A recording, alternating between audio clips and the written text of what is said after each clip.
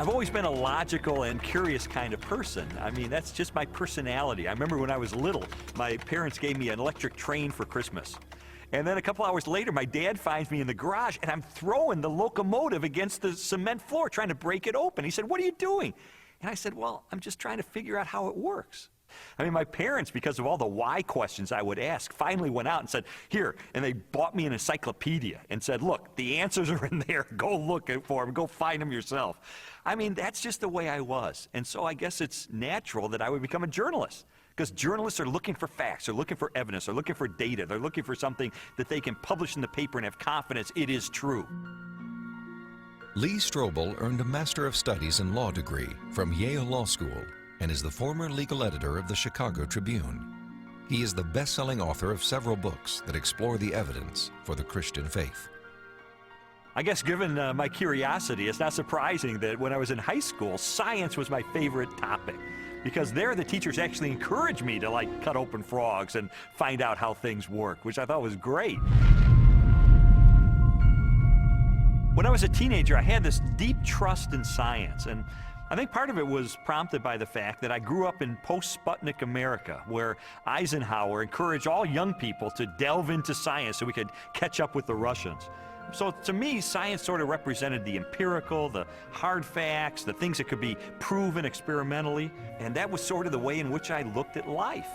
I thought people who had faith, people who believed in supernatural things like God, I saw that as a sign of weakness because, you know, do you have any data to back that up? In the autumn of 1966, Strobel's interest in science led to a life-changing decision. I can take you back to the exact spot where I was sitting. It was in the third floor, overlooking the asphalt parking lot. I was in the second row, the third chair from the front, when my biology teacher recounted in great detail this experiment that had been conducted in the early 1950s at the University of Chicago. This experiment that impressed Strobel so deeply was one of the most famous in the history of science. In 1953, Stanley Miller, a graduate chemistry student, tried to demonstrate how life first emerged on Earth. Miller attempted to reproduce the Earth's early atmosphere.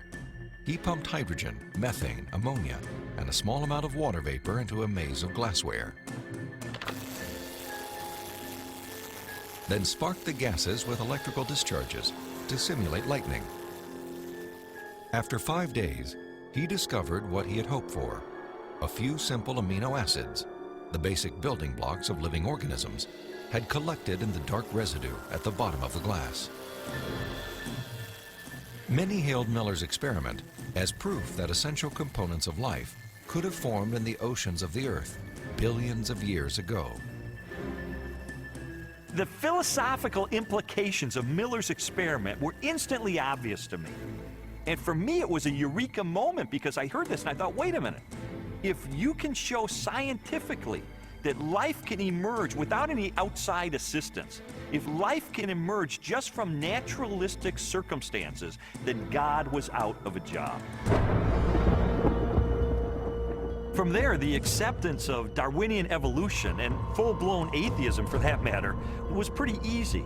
Because if living organisms could emerge by themselves out of this primordial soup without the assistance of any kind of a god or supernatural intervention, then they certainly could develop naturally over the eons into more and more complex creatures, just as Charles Darwin theorized in his book On the Origin of Species. As Strobel embraced Darwinism and its atheistic implications, he was surprised to discover that many Christians believed their faith was compatible with Darwinian evolution. There's no way you can harmonize neo-Darwinism with Christianity. I could never understand Christians who would say, well, you know, I believe in God, and yet I believe in evolution as well. You see, Darwin's ideas about the development of life led to his theory that modern science now generally defines as an undirected process, completely devoid of any purpose or plan.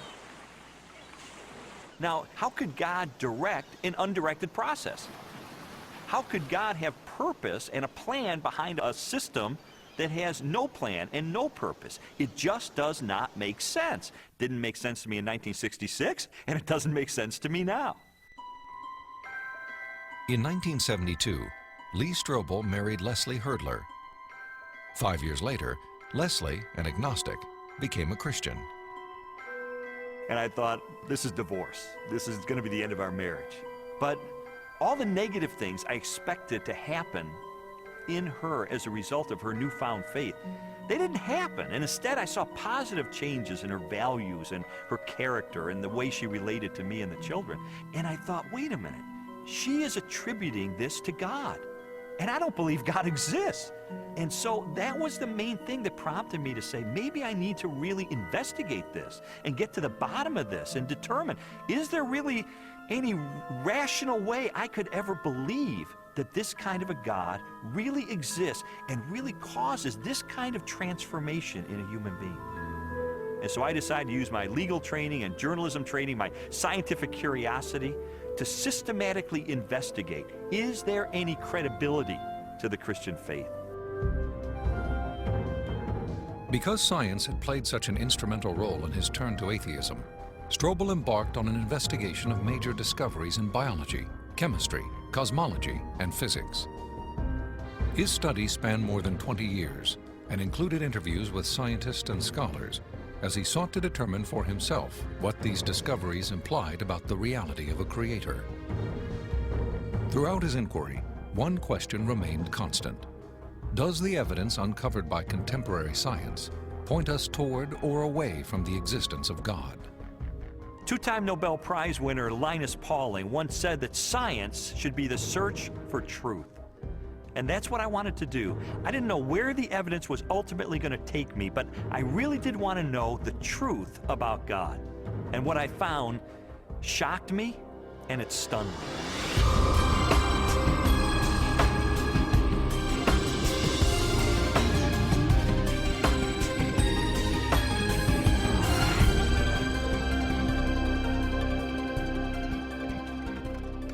Strobel's search began with an examination of evidence that challenged materialistic theories of life's origin. He discovered that this negative evidence contradicted the textbook explanations that had once convinced him the blind forces of evolution could account for the creation and diversity of life on Earth. A good example of negative evidence is the 1953 Origin of Life experiment by Stanley Miller, the one that helped lead me into atheism in the first place.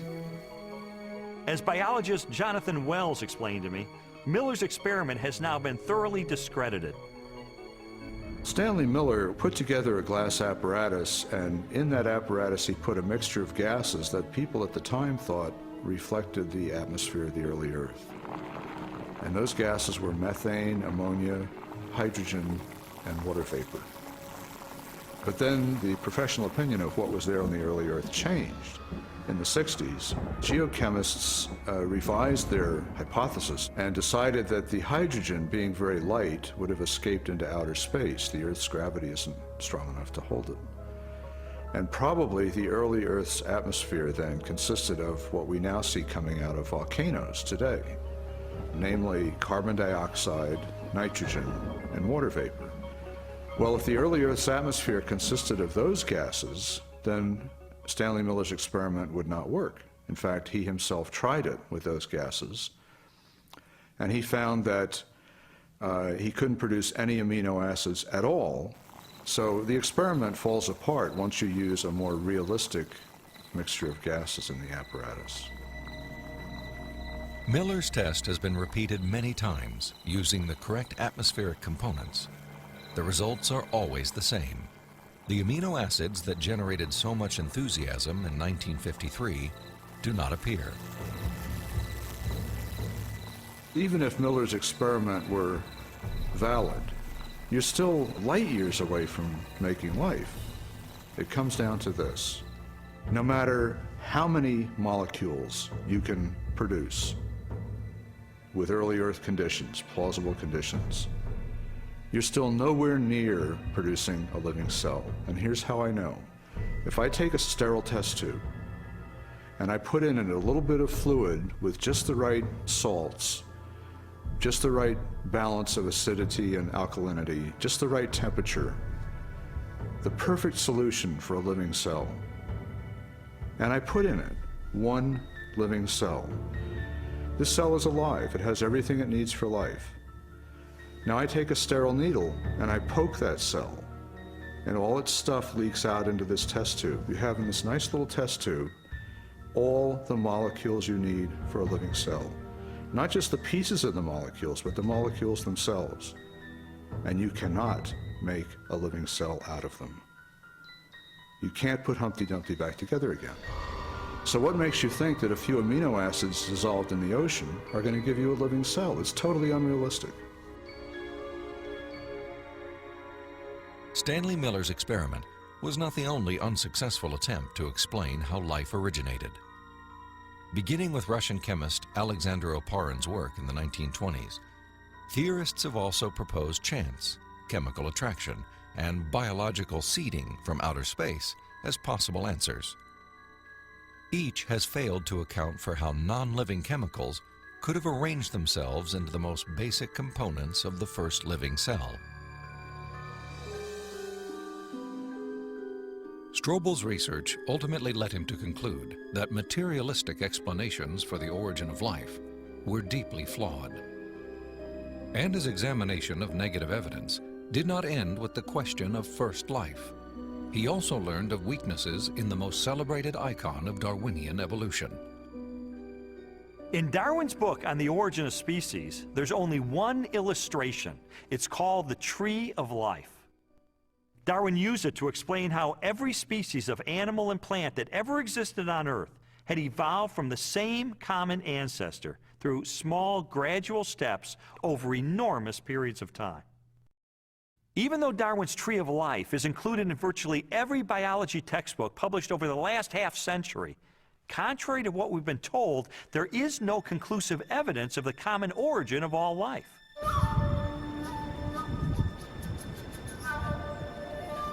Perhaps the most damaging blow to Darwin's theory is the fossil record. If all living organisms have descended from the same primitive life form, then the rock strata of the Earth should be filled with the fossilized remains of animals that were once part of a great evolutionary chain. A chain of small biological modifications, ultimately leading to a spectacular diversity of life.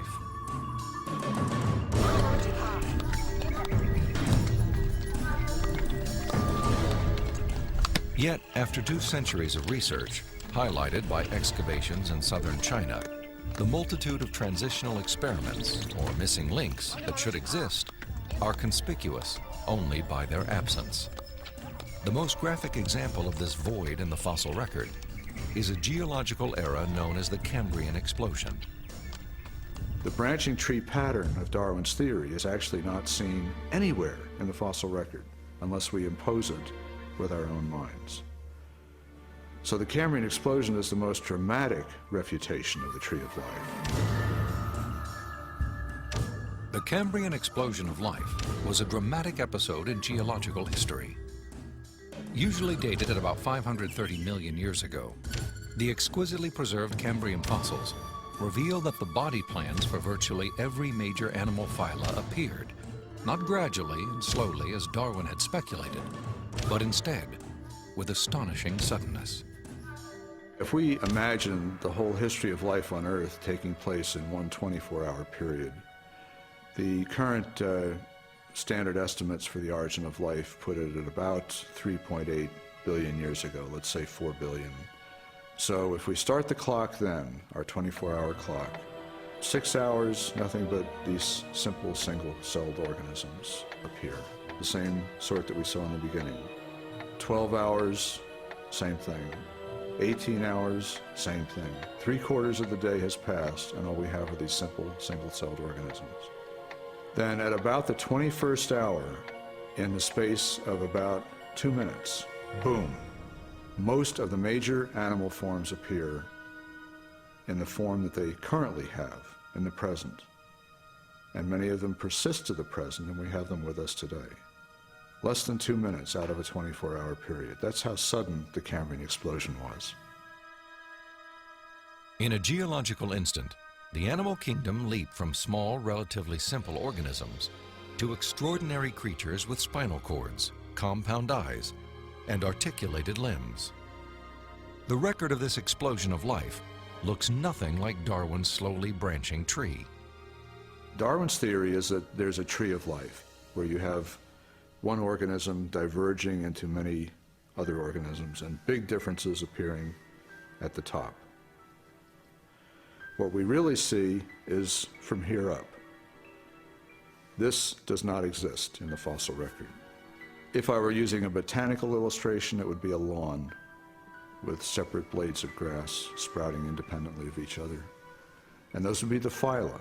Now, within each phylum, there is subsequent diversification, but even there, I don't see the branches connecting that would make them a tree of life. As scientists, it's not our job to force the evidence into a theory that just doesn't fit it. And so I have absolutely no desire or reason to uphold Darwin's theory at this point.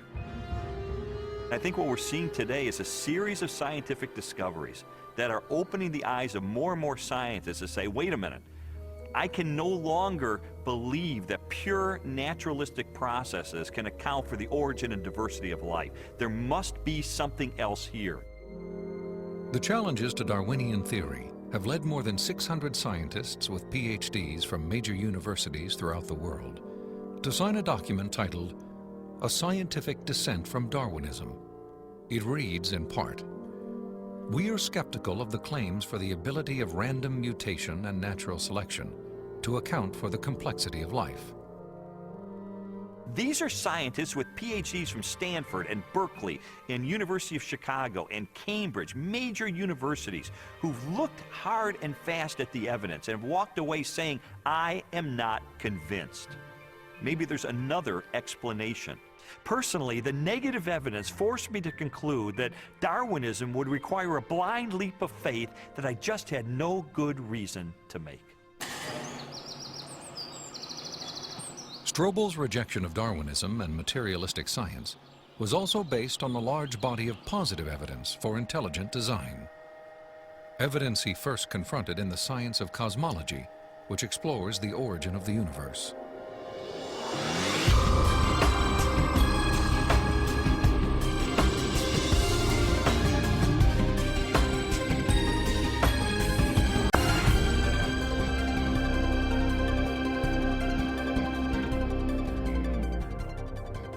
How did the universe begin? What is its source? Few questions have generated as much controversy through the centuries or inspired as many impassioned opinions. I interviewed William Lane Craig, a philosopher who has devoted much of his career to the study of cosmology and the question of origins.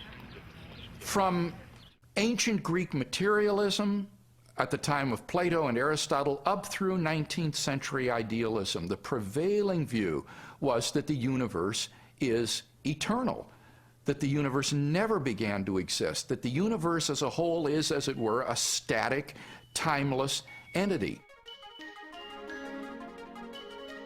This belief in an eternal, unchanging universe, for centuries a pillar of Western cosmology, was unexpectedly challenged in 1915 by Albert Einstein's general theory of relativity. Einstein's equations implied a startling possibility. The cosmos was not static, but instead existed in a continual state of either contraction or expansion. Einstein did not like the idea that the universe was dynamic at all. In fact, like almost all scientists at the time in the early 20th century, he assumed the universe was static and eternal. What's interesting and ironic is that he thought he had made some kind of mistake in his equations for the general theory of relativity. But a few years after he developed the theory, a Belgian astronomer named Lemaitre developed a model based upon his equations, which again predicted that the universe was in a continual state of expansion. In 1929, theoretical predictions were confirmed with empirical data. At the Mount Wilson Observatory overlooking Los Angeles, astronomer Edwin Hubble studied light from distant galaxies. Hubble determined that galaxies beyond our Milky Way were moving away from us at a speed proportional to their distance from the Earth. The more distant the galaxy, the faster it is receding. Hubble's landmark discovery led most astronomers and physicists, including Albert Einstein, to a similar conclusion. If the universe is continually expanding, then at earlier points in its history, it must have been smaller and denser.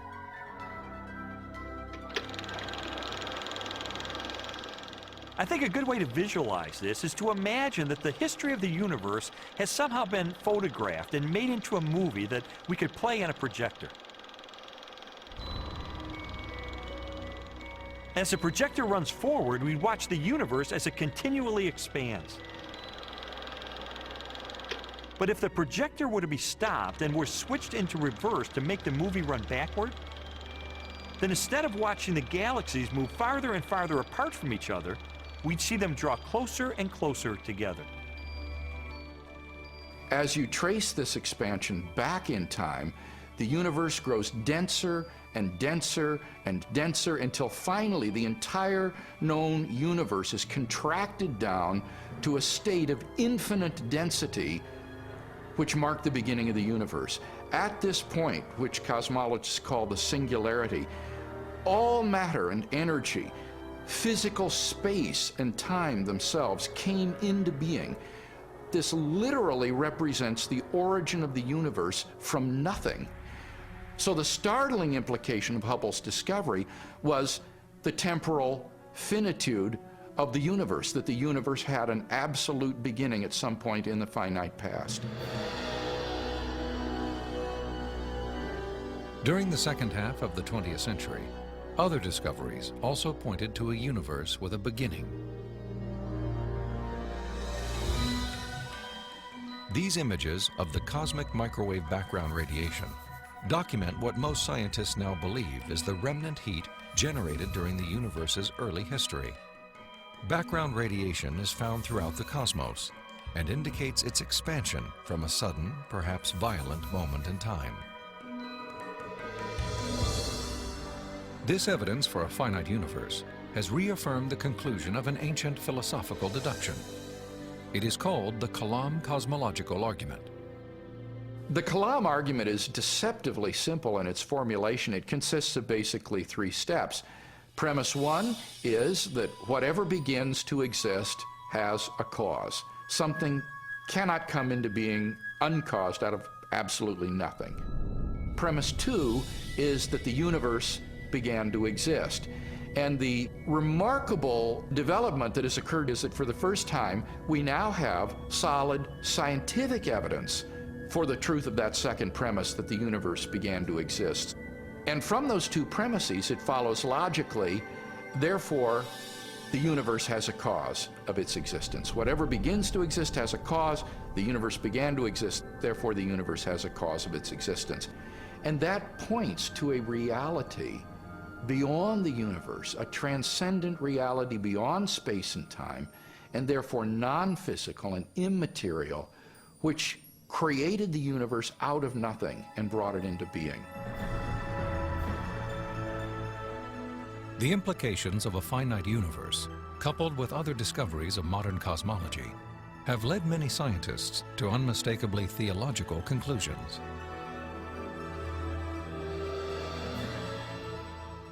There is no ground for supposing that matter and energy existed before and was suddenly galvanized into action.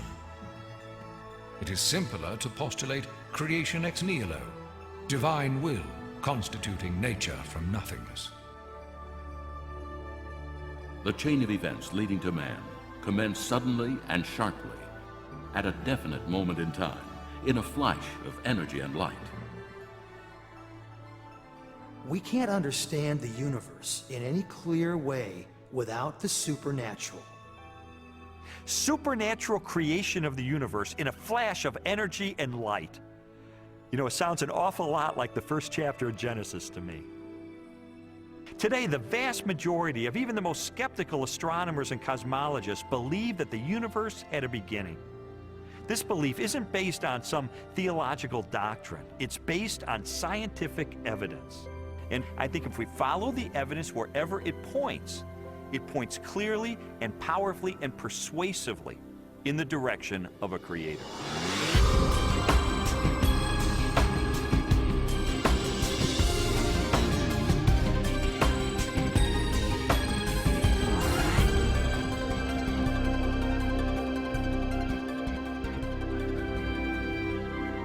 Since the beginning of time, all the matter in the universe has been governed by precisely balanced laws and constants. During an interview with Robin Collins, a philosopher with degrees in mathematics and physics, Strobel learned how these laws offer compelling evidence for a creator and conspire to make the universe habitable for life.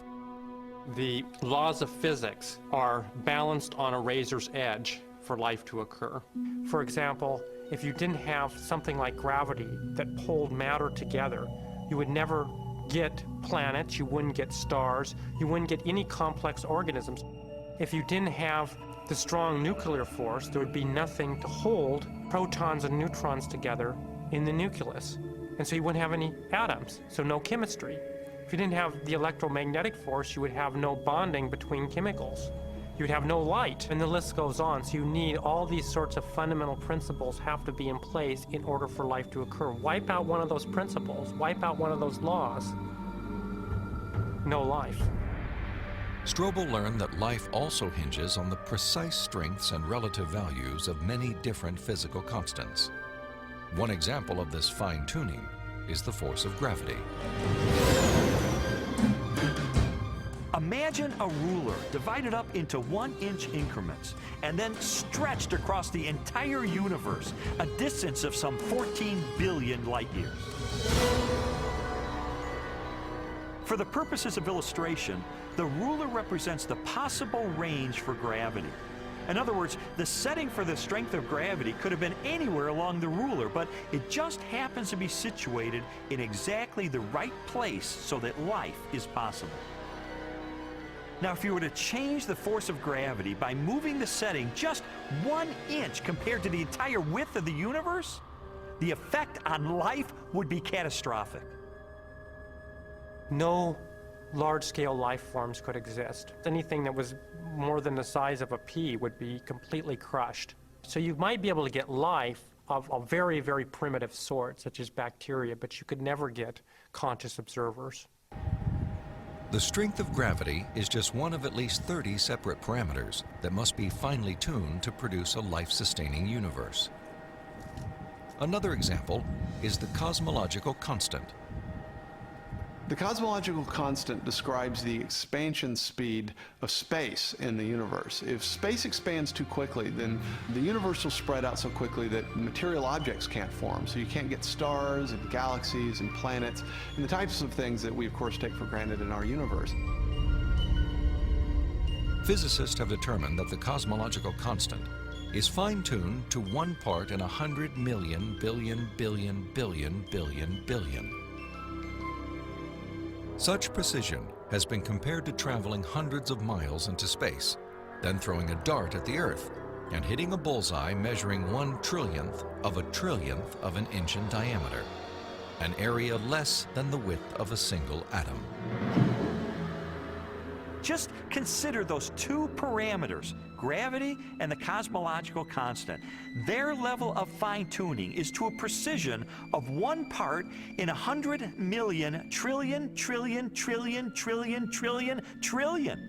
I mean, that's like 1 atom in the entire known universe. This fine-tuning is also evident at the atomic level. The strong nuclear force binds atoms together. If the strength of this force were to decrease by 1 part in 10,000 billion billion billion billion, the only element left in the universe would be hydrogen. Again, chemical life would not be possible. The fine-tuning of the laws and forces of physics is so precise that few theorists are comfortable invoking mere chance as an explanation, unless our universe is not the only roll of the dice. If the universe looks like it's fine-tuned for complex life, maybe there's a fine-tuner. Maybe it was fine-tuned for life. And this has certain unsavory theological implications. And so it's not surprising that those committed to a fundamentally materialistic view of reality would try to find an escape hatch. And the most popular escape hatch for this theological implication of fine-tuning is this idea of multiple universes. As its name suggests, the theory of multiple universes proposes that our universe is not alone. Instead, it is part of a vast ensemble of universes, each with a different set of laws and constants. If there's only one universe, then the conclusion that the universe looks fine-tuned because it is fine-tuned is inescapable. But if our universe is just one of a vast set, then you seem to have more resources to play with. Chance gets a new lease on life. I sometimes try to imagine what physicists have in mind that postulate this idea of multiple universes. I mean, what would the generator look like that creates them? Maybe it's like a giant monolith that has dozens of different dials, each of which has to be set to the right physical constant. If we think of these parameters as dials, each of the dials is different. So if you produce enough universes with enough different dial settings, eventually, just by chance, you get one just right. So you might have to produce a trillion universes. But eventually, if you have a generator that's just spitting out just an enormous number of them, then it gets the right dial setting. And then by just chance, you get conditions right for life. So it's a huge cosmic lottery. That's the idea. It's an interesting idea. I mean, there's really only one problem with it. There's no independent evidence that it's true. Besides, it really just pushes the question back a step, because we could still ask, who built the generator? The suggestion of multiple universes strikes me as a desperate attempt to explain away the obvious, which is that the universe is finely tuned by an intelligence to sustain complex life. An intelligence that must be beyond the constraints of time and space.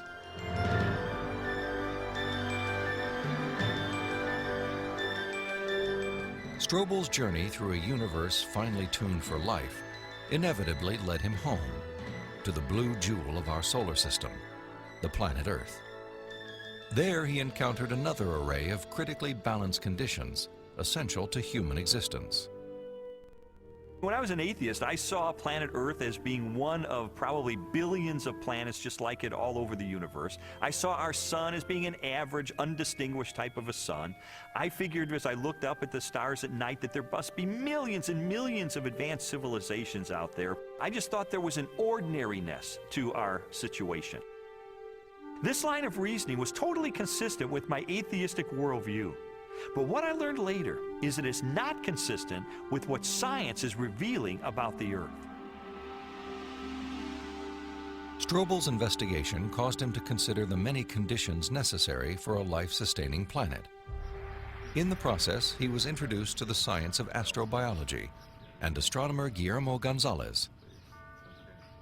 I'm an astrobiologist, and what motivates me is just to examine the conditions necessary for life and look elsewhere in the universe and see if those conditions are met anywhere else. And the answer could be yes, and the answer could be no, and either answer is interesting. For more than a decade, Guillermo Gonzalez has researched the characteristics of a planet required to support complex life. Estimates vary, but a current list of these factors would number at least 20 and include an oxygen-rich atmosphere, liquid water and large continental landmasses, a home star of the right temperature and mass, an orbital path that is neither too far nor too close to the home star, a moon large enough to stabilize the tilt of the planet's axis and the movement of its tides, a magnetic field strong enough to deflect the sun's radiation, and a position in the relatively narrow habitable region of a spiral galaxy. All these factors have to be met at one place and time in the galaxy if you're going to have a planet as habitable as the Earth, which you need for complex and even technological life. Theorists have attempted to calculate the odds of all the necessary factors for life appearing at the same time on the same planet.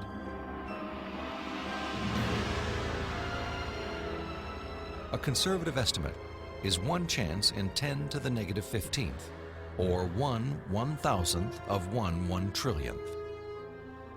On those terms, even when compared to the billions of suns and possible planets in our Milky Way galaxy, the probability of even a single habitable world appears unlikely. There are many probabilistic resources in the galaxy, but on the other side of the coin are all these factors that you need. You have to get just right in order to have just one habitable planet like the Earth. And that leads me to conclude that yes, we're rare in the galaxy. Gonzalez's study of the Earth's habitability led him and colleague Jay Richards to expand the scope of their research. They began to examine how a life-sustaining planet like Earth may also give its human inhabitants access to the mysteries of the universe. I don't think there has ever been a time in the history of the human race in which at least some people haven't contemplated these questions. We ask, why can we see distant galaxies, millions of light years away in the universe? Why can we postulate what's going on inside atoms or inside black holes? Why are we able to discover things about the universe, to answer questions about its age? For most scientific discoveries that we're able to make, these sorts of things can't be explained in terms of the survival of the fittest of our distant ancestors. Not only our ability to do science, but the openness of the natural world to science just completely outstrips the sort of reductionist and Darwinian explanations that we're used to. In response to this evidence, Richards and Gonzalez have argued that our ability to make scientific discoveries is no fluke or accident. Instead, it points to an underlying purpose behind the universe. It is actually designed for discovery. Guillermo Gonzalez and I spent several years pursuing a hypothesis that those rare things that life needs in a planetary environment, those things that make a planet habitable, also set up the best set of conditions overall for scientific discovery. There are many examples of this correlation, including our planet's oxygen-rich atmosphere, both a critical requirement for our survival and a transparent window that allows us to explore the distant universe.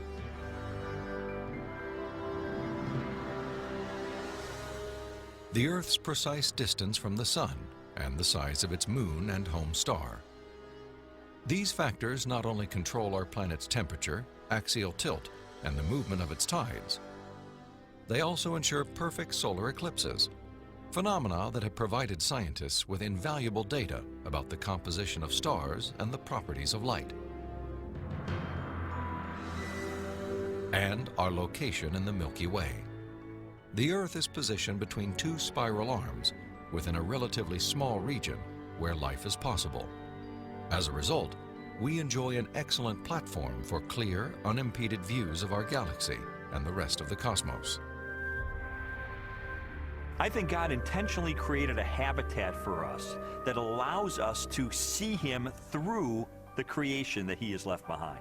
And this habitat is conducive for us to do scientific research. It didn't have to be that way, but it is. Why? Because I believe that by doing science, we find God.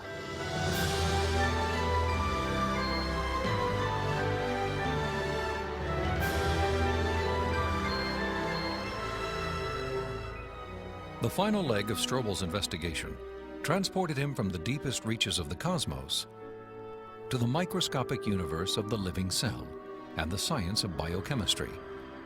There he encountered more challenges to Darwinian evolution and new evidence of design.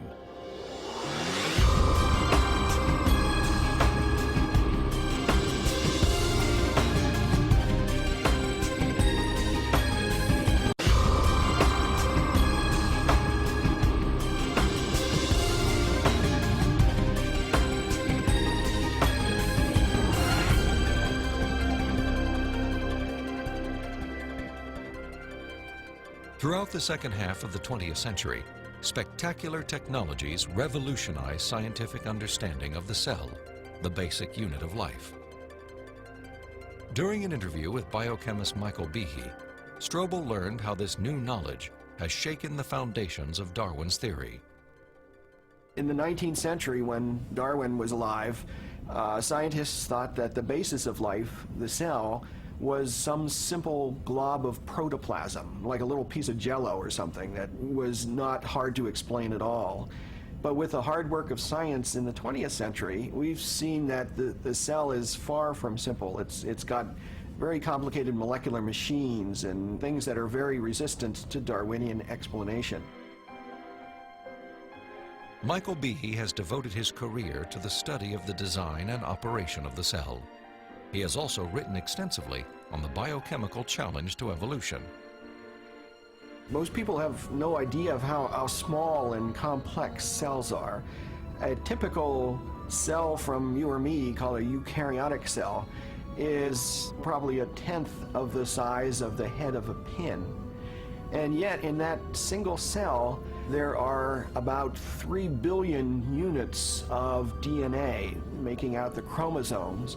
And those 3 billion units make the molecular machines of the cell, literally machines that make the cell work.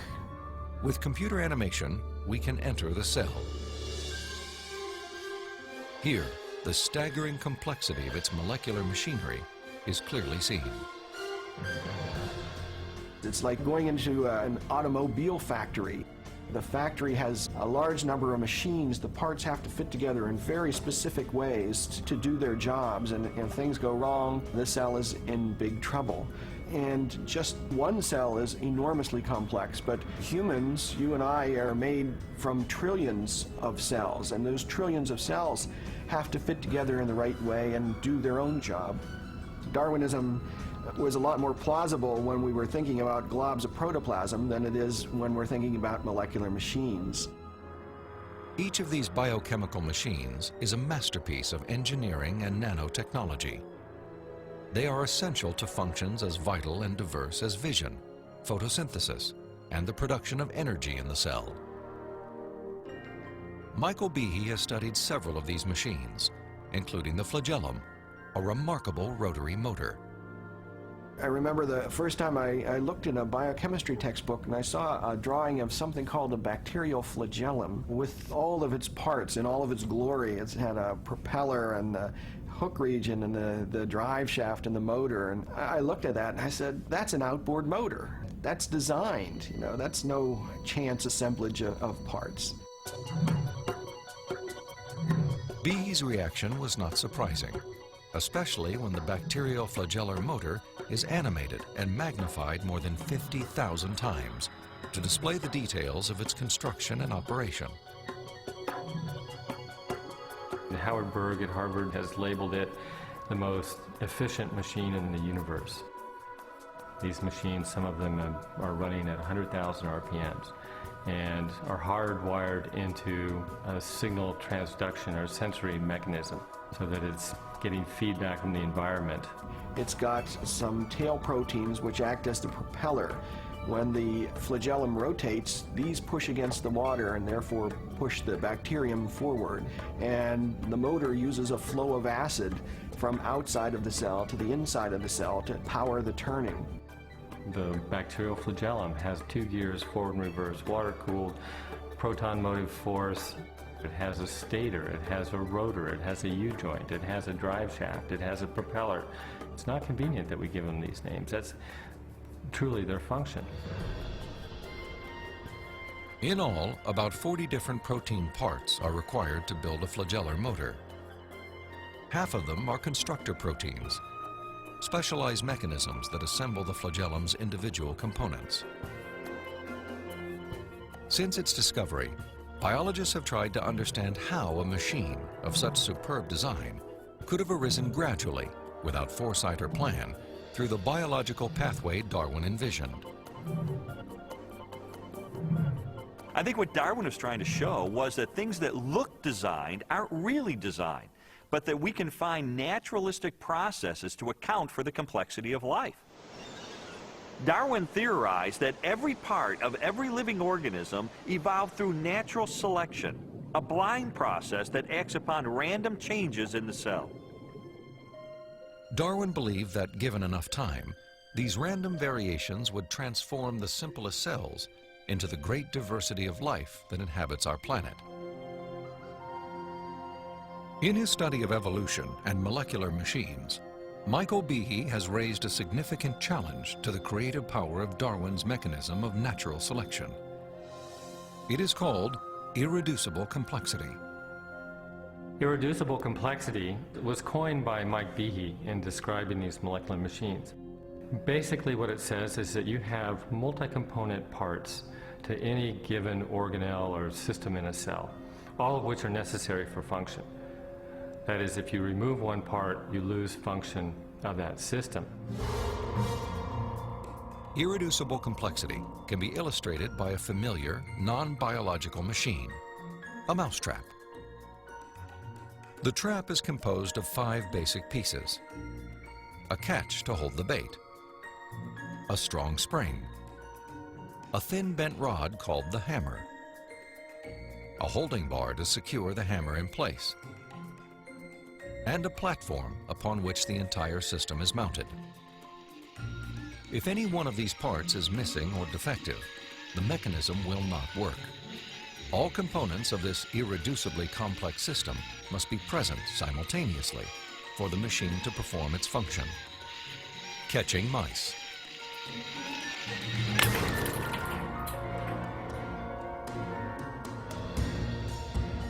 The concept of irreducible complexity also applies to biological machines, including the bacterial flagellum.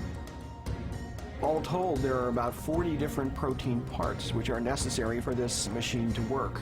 And if any of those parts are missing, then either you get a flagellum that doesn't work because it's missing the hook or it's missing the drive shaft or whatever, or it doesn't even get built within the cell.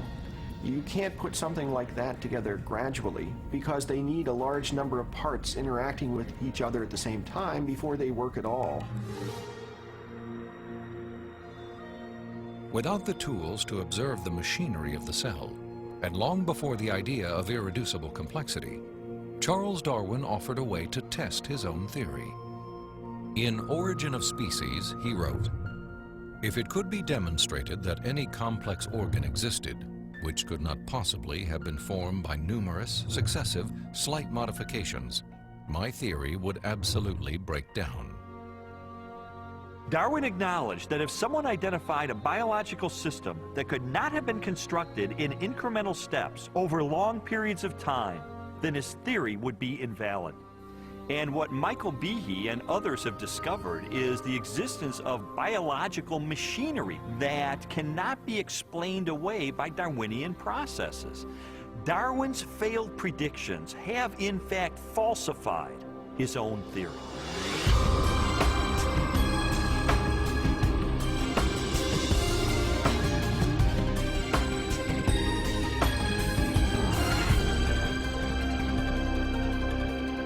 The existence of complex biological machines raises an obvious question. If natural selection wasn't the agent of their construction, then what was? The centerpiece of my investigation was an interview with philosopher of science, Dr. Stephen Meyer. Meyer, who holds a PhD from Cambridge University, brought me face to face with the most efficient information processing system in the universe. The DNA molecule and its language of life.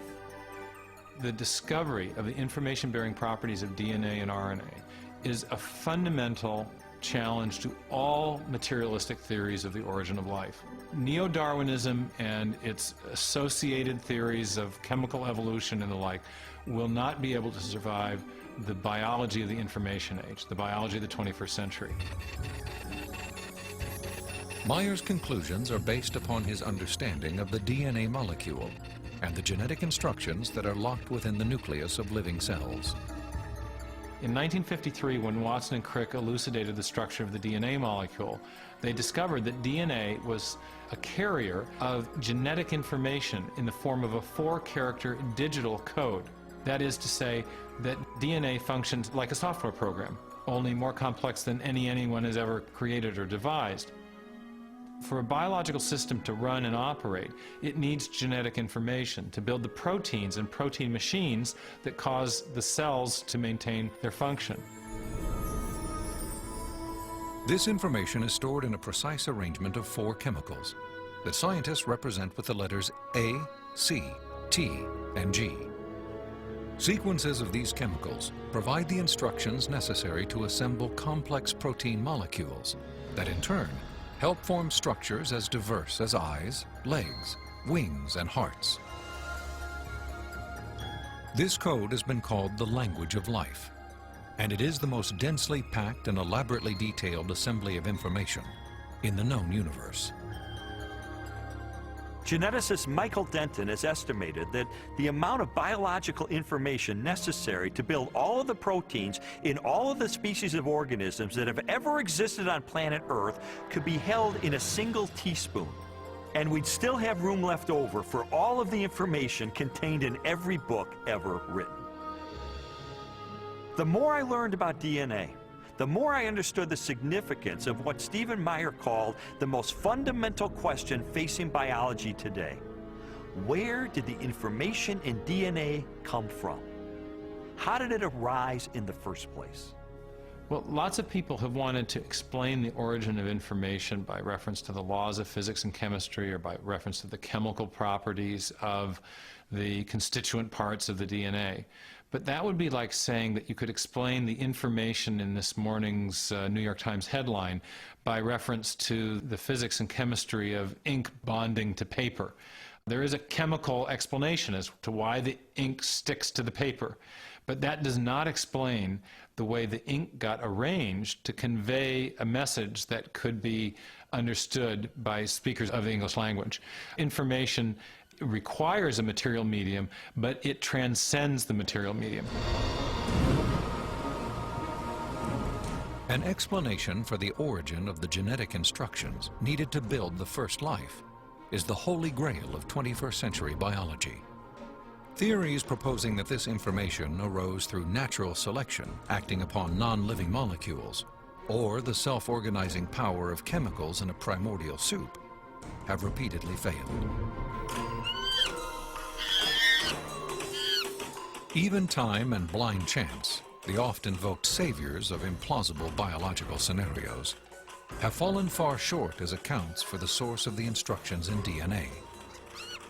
Mathematicians, for example, have calculated that a universe filled with monkeys, typing relentlessly throughout the oldest estimated age of the cosmos, would have no realistic chance of producing Shakespeare's play Hamlet, let alone a transcript of the genetic information required to build even the simplest living cell. Based on our uniform and repeated experience, which is the basis of all scientific reasoning about the past, there is only one known cause for the origin of information, and that cause is intelligence. Whether we're looking at a hieroglyphic inscription, a section of text in a book, or a computer software, if you have information and you trace it back to its source, invariably you come to an intelligence.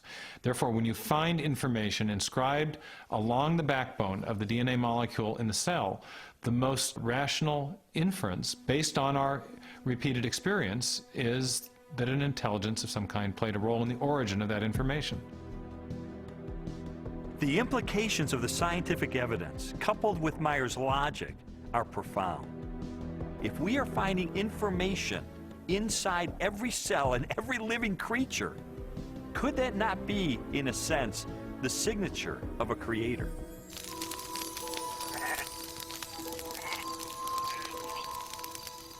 "30 centuries before science unlocked the mysteries of genetic information, or a telescope probed billions of light years into space, the Hebrew shepherd and poet David wrote eloquently of a creator who revealed his existence and power through all that he had made.